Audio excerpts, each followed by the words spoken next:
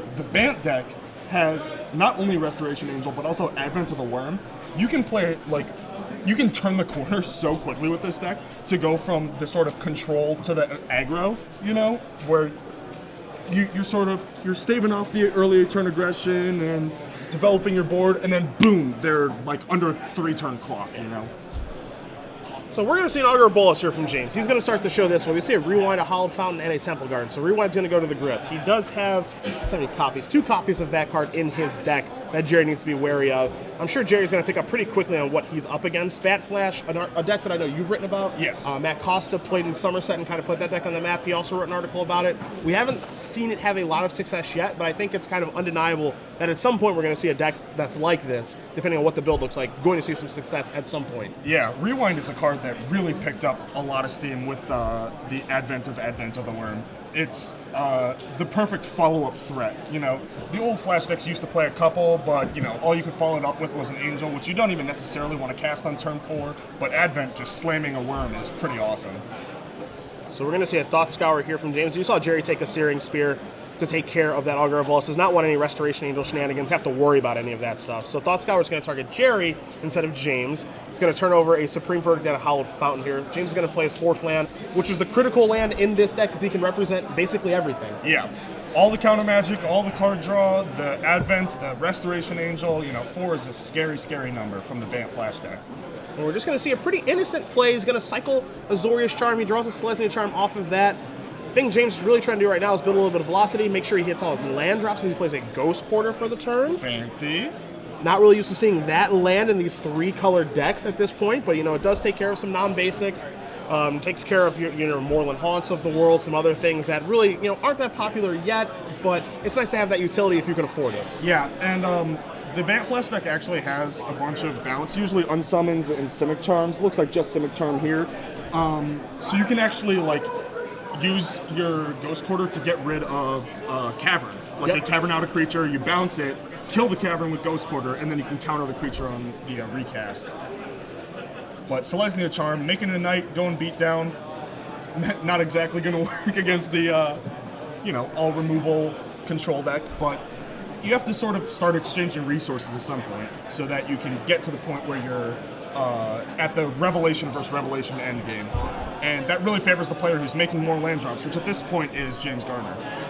So you see Thompson is stuck on lands a little bit, but he has drawn a Hallowed Fountain for the turn, deciding if he wants to play it tapped or untapped. You see Gerry's hand right now. He does have a Rev in his hand. He also has an Essence Scatter, a couple copies of Syncopate, and a Turn and Burn kind of hanging out over there. As you said, it is a very removal-heavy build. This is what we saw from Kenyeo last week. Gerry's cut down on some of the removal a little bit, but you're still going to find 3 Pillar of Flames for the influx, probably due to Aaron Barich's win of Stringaroo Geist and Voice of Resurgence. You see 2 Searing Spears, 2 Turn and Burn, 2 War Leader's Helix, 3 Supreme Verdicts, to go along with a couple of Azorius Charms and some counter magic and that Detention Sphere that you brought up. As we're going to see a Rev for 2 here from Gerry. A lot of removal now in these decks as you see Syncopate take care of the Revelation.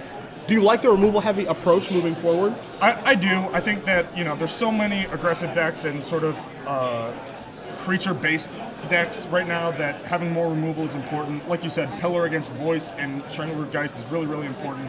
And it also is good against, like, the Naya Blitz human decks, you know. It's just really efficient. Same with War Leader's Helix. There we saw kind of an awkward exchange.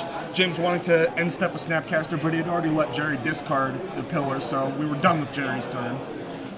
Now, on Gerry's next end step, we see the Snapcaster Mage, which is going to get Essence Scattered. I have to say, the way that this game has played out, I think that James sort of missed an opportunity to capitalize on the fact that Gerry was missing land drops for a while there. Gerry, Revelation for 2, and James syncopated the Revelation. I think that was a good opportunity for James to actually just cast the Revelation for like 3 or 4 or whatever and get up that way. But he's choosing to play it more controlling, try and keep Gerry buried, which, you know, that's kind of a scary proposition to let Gerry sort of just draw a card every turn, you know? He's going to find his way out eventually. Yeah, Matthias Hunt put it pretty well last weekend. You know, he said oftentimes Mana Screw beats Mana Flood because eventually you're going to draw lands and you already have spells. Yep. When both players draw out of it, the Mana Screwed player is going to have as many spells as they had cards in hand, whereas the Mana Flood player is just drawing their 1 spell a turn, you know? So now we're going to see the burn half of turn and burn, trying to take care of the Snapcaster Mage from Thompson's side. One thing to also bring up here too, AJ, is that you're going to see James cast a Simic Charm. We'll see what mode it's going to be. Probably the +3/+3. All three modes actually protect the Snapcaster. All three modes are quite good right now in Snapcaster, but it's going to be more damage. But you see the Thought Scours targeting Gerry instead of targeting James. James has Snapcaster Mages in his deck. He does have 3 copies, and you saw in that second Thought Scour from James that Gerry turned over a Think Twice. Does that deter you from targeting Gerry with Thought Scour, or should he always be going towards the opponent in this game that's going to probably end up going quite long? It's less. The Think Twice isn't really a factor, because if you end up milling a Think Twice, like, all you're really doing is saving your opponent 2 mana. Like, you're not actually giving them a bonus card, because they would have drawn the card from the Think Twice, the front side of the Think Twice, and then flashed it back anyway. Versus drawing a random card that isn't the Think Twice because you milled it. So you're not actually, like, generating any card advantage for them. You are saving them a couple mana, but I think that that's a reasonable price to pay. You know, potentially saving your opponent 2 mana. That's not likely to matter that much, so that you can get the advantage of milling them versus yourself. Sure. So you see Snapcasters are going to trade here. We'll figure out what Gerry did target, but we're going to flash back a Think Twice here. That was milled from that Thought Scour, so Jerry's going to get a little deeper into his deck. He's going to untap. He's going to draw, see if he's able to find a land. And once again, James not taking that opportunity where Jerry's tapped low to get his Revelation off. Yeah, you know, this is, you know, kind of a case, of where instants need to be played as instants. That's what a lot of people look at here. But you can just have like a tap out war, because there's not a lot that Gerry can probably do to punish you. But then again, you know, you were able to say that pre-Dragon's Maze, but now that Aetherling's a card, if he was to tap out on his turn for a huge Revelation, Gerry slams down an Aetherling with a blue mana up, I think we're looking at a different story. Yeah. Yeah, you need to be able to, you know, get your Revelation, and you need to make sure that your Revelation resolves. Yeah. I mean, we saw there, Gerry had the counter, and while James had a counter back, it was a Syncopate, and Gerry had 3 mana up. Yep. You know, that's like the worst time to use your Revelation. Either you want to wait until Jerry's tapped out, or until you can at least counter back. He could do neither. Now he doesn't have his Revelation, and he's going to have to kill Gerry straight up. You know, he doesn't have the massive influx of cards. But, you know, the all-removal deck is not going to be beaten down, and the Aetherling deck isn't going to be sort of out-late-gained, you know. You really needed that influx of cards and the life from the Sphinx's Revelation. So now we are going to see Jace, Architect of Thought here from Thompson. Garner is going to be reaching towards his man. Looks like we're going to have a bit of a fight over this. Ooh, it's going to be a Syncopate. Big Syncopate. So that's going to take care of that. I think, again, that's probably an exchange that Jerry's happy with, is he's going to Detention Sphere a token. Less happy with that exchange. Yeah, but, you know, he just wants to keep his life total pretty high. Garner now has the ability to resolve another huge Revelation. You see his hand of Advent of the Worm, Revelation, and an unsummon in his hand right now. So he has the opportunity. Yet again, as you had mentioned, Gerry has 1 mana up. He can pull the trigger and just resolve something huge right now. Looks like he's finally taking the opportunity. Gerry tapped down to 1 mana. He's going to Revelation. Just for 4. 4. Represent the Advent. I think that's fine. I'd probably just go for the more cards, though. But, you know, it's obvious what he's thinking to use the Advent. And now that he drew an untapped land, he can also Snapcaster and, you know, use a counter from the yard. So he's got a lot of options available to him. Jerry's kind of been stuck with just, like, all removal in his hand all game, which hasn't been that great. But that's not necessarily going to matter all that much if he can force an Aetherling through. And Aetherling does resolve. Here's an Advent of the Worm for Garner. And this is something, AJ, that I think we're going to see a lot over the course of this weekend, which is Aetherlings resolving with mana available. This was the premier threat at the Pro Tour 2 weeks ago when we were in San Diego. Oftentimes, when I was walking around doing coverage, or if you guys were watching at home, you would see an Aetherling resolve in the constructed portion. You would see an opponent go, I don't know what I'm going to do about that, because I can't kill it once it's in play, and they would ride it to victory, and you'd have to go through ridiculous hoops to try to stop that thing from killing you. Yeah, you have to hope that they got unlucky so that you were able to 3-for-1 yourself. Yes. It's like the only way that Aetherling ever got dealt with. And so now you're going to see Gerry. That's a 5/5 worm coming in. You know, it's a 4-mana 5/5 worm coming in. Aetherling's going to block. Jerry's going to use the -1/+1 to make it a 3/6. And say, all right, you know, so here's this. Yeah. You know, I take no damage right now. I'm trumping your worm token, which is what your deck is basically built around. Yeah. And even if James has 1 answer to the Aetherling, it can just blink out. Jerry takes 5 and then untaps all of his mana with another Aetherling in play. James does happen to have two things. He has the Unsummon and the Azorius Charm, which he sequenced them correctly, sort of bait him with the Unsummon and then deny him a draw step. Yep. And he's going to get the 5 damage across too because of Trample. So Trample, overall, this is a very good turn here for Garner to be able to delay that problem that is an Aetherling. Yeah. The question is whether he's going to be able to close it out before, Gerry just plays his Aetherling again and takes over. It looks like he does have the Snapcaster and is going to have enough mana this turn to snap a Syncopate for enough to counter the Aetherling. So Jerry's likely going to have to just Wrath away that Worm token. And that is what happens. Is James going to pull the trigger on another? It looks like he is. Yep. So here's a second Advent of the Worm. That's going to resolve. 5/5 does come into play here. You see Jerry's hand of multiple Aetherlings. He has 2 Aetherlings, 2 Syncopates. Neither card doing very much right now. Yeah. I mean, this is...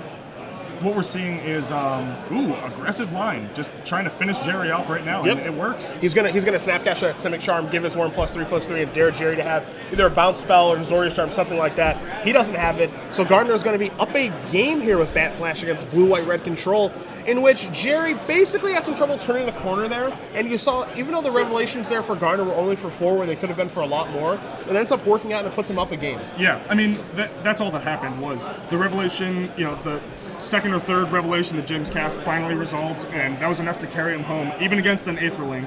Gerry just didn't have the time or the life total to, use as a resource to get to the point where his Aetherling can take over the game, So we're going to take a look at Thompson's sideboard first, as he is going to be on the play here for game number 2. 3 Clones, 1 War Leader's Helix, a Renounce the Guilds, 2 Rest in Peace, 2 Negate, 1 Dispel, 1 Jace Memory Adept, 1 Ghost Quarter, 2 Izzet Static Casters, and 1 Pillar of Flame. I think there are plenty of cards that are going to come out here on Jerry's side. The question is what cards are going to come in, because we see a card like War Leader's Helix, which looked fantastic last weekend and is great in this red, this red heavy metagame that we're in right now, but it doesn't really kill very much from Garner's deck. Yeah. So, that's a card that he has 2 of in his main deck, 1 in his sideboard. That's probably going to leave. You look at Renounce the Guilds, a card that does seem pretty powerful on the surface, but the Worm token that Advent of the Worm makes is green, not green and white. Yeah, you might think that it is a multicolored card, but it is. It makes a mono-green Worm. So that's going to stay on the bench. Yes. We look at the Rest in Peace, not really what he wants to be doing. Gerry has Snapcaster Mages of his own. We know that James does, so those are probably going to stay on the bench. But you do see the 2 Negates and 1 Dispel. I think those are certainly going to join us. Pretty obvious in the Sphinx's Revelation matchup to bring into counters for the Sphinx's Revelations. Yep. The Jace Memory Adept also going to join us, and then I think the Pillar of Flame stays on the bench. The Ghost Quarter, maybe he boards that in because he wants an additional mana source, especially because he had mana troubles in the last game. The Pillar might actually come in because as we look at James Garner's sideboard, one of the most important cards in these control mirrors is Voice of Resurgence. Sure. Pretty big threat, pretty hard to remove, pretty hard to deal with, and the fact that it's in play, it's just like an enchantment that says they can't cast stuff on your turn unless they have a Wrath in their hand. Sure. And at the same time, it attacks for 2 and kind of shrugs off most removal besides the Pillar of Flames. So those are definitely coming in from James, as well as his own counter magic in the form of 2 Dispels and an additional Dissipate. So you might have to have Pillars just to fight the Voices so that you can play straight up. Sure. And that's sort of the big difference between these decks, is that the Bat deck is much more of a flash deck that's willing to play on the opponent's turn. It's got the Voices and the instant speed threats and more counters, whereas Jerry's kind of the sort of dopey-ish control deck that's just like, all right, I hope that I have like the removal for your guy, but like I have to play it on my turn after I take a hit, so like his life total is going to be a little, that's kind of scary to be like at a low life total against a deck that can just make a 5/5. Yeah, that's definitely scary. And not to mention the fact that Jerry's going to have to be tapping out on his turn for his own threats in the form of Aetherling. I mean, again, this is all sort of secondary to the primary sub-game, which is Sphinx's Revelation. Yes. The matchup really is going to come down to Revelation versus Revelation, with counter magic sort of dictating the flow of that sub-game, and that's plan A, win the Revelation War. But once you get past that, where like, you each have enough counters for the other one, or you don't have the time to cast the Revelation necessarily, because like if you tap out then they rev for more, you sort of come into the sub-game of like, all right, well, creature versus removal, sort of aggro control, like counter slivers-esque flash deck versus the classical all removal sorcery speed control deck. And I have to say, I think that Bant Flash actually has the better of this, that sort of matchup, that sort of pairing. So let's see how Gerry can sort of mitigate that advantage and push his own advantage in the form of the Aetherling endgame. So you see both players are going to keep their hands here. Thompson going to start off with a Steam Fence and a Glacial Fortress. You see Garner with the Hollow Fountain. He's going to play Hinterland Harbor. Now we're going to see a Voice. We're going to see an Augur Bolas. Okay. Augur a lot less scary. That is true, but it does go past the Voice of Resurgence. It's going to give Garner a Syncopate. Also going to put a land on the bottom and pass the turn back. You see Thompson draws a Negate, plays a Glacial Fortress, and does pass the turn back. So basically, a little bit of draw go here. James has a small clock that's, for the most part, pretty relevant, but, the damage does add up over the course of the game. So Augur pecking away, while it may not be the biggest deal, at some point, Gerry's going to have to do something to take care of that, as we saw the last game with the Searing Spear. Yep. And, having the opponent spend an entire card and mana on your Augur that already hit a card is pretty sweet. That is the definition of value. Now you're going to see Garner play that Temple Garden untapped, so we're at that 4-mana sweet spot yet again. Counter Magic, Rewind being represented, Advent of the Worm being represented. Plenty of different things that James Garner can do, but Gerry looks like he's reaching. You saw him reach for that Jace Memory Adept, and he's just going to slam this down and dare James to have something. We know he has Syncopate, but Gerry just wants to get that over with. I actually think that, does James have double green? It's possible that he should have just made a worm and killed the Jace, right? We'll take a look. He does have double green, Hinterland Harbor and Temple Garden, so he could have done that, actually. Gerry kind of using it as bait, and it kind of working. I mean, Gerry knew he had the Syncopate, so he's like, I'm happy to trade this for a Syncopate at this point. But, yeah, instead of that, see, the Jace is the bait for the Syncopate to get the Aetherling out there. And so the big thing, too, there is that imagine right now if James doesn't Syncopate that Jace and he just plays Advent of the Worm to kill it. He has the Syncopate for the Aetherling and a huge board. Well, actually, no. So Gerry has a Cavern of Souls to push that through, to push the Aetherling through. Okay. That was a 6 land. But imagine if he has a 5/5 this turn, that killed the Jace, and then he would have played another Advent of the Worm because he has one in his hand, and he still has a Syncopate on reserve. Yeah. That's the difference. So you'd have 2 5/5s coming across right now. A much better position for him. Which is way better for what he's trying to accomplish, as you're going to see an Azorius Charm now. Looks like it's going to take care of this. Yes, it is. Well, temporarily at least. Yeah. Push 7 damage through, but I can assure you that Aetherling is coming right back down with a blue mana up. And the question is, how long can Gerry sort of do this at only 8 life facing down, quite a bit of damage. And you see James played his 4th land, so here's another Advent of the Worm. That's actually just straight up lethal. Yeah, I don't know if Gerry gets out of this. He's looking at Negate, and I think it lands in his hand. No, that's just straight up lethal. Yeah, that's just straight up lethal. Yeah, so James Garner wins game 2 very quickly over Gerry Thompson. He's going to win this match 2-0. Bant Flash taking down blue-white-red control. And, you kind of look at the two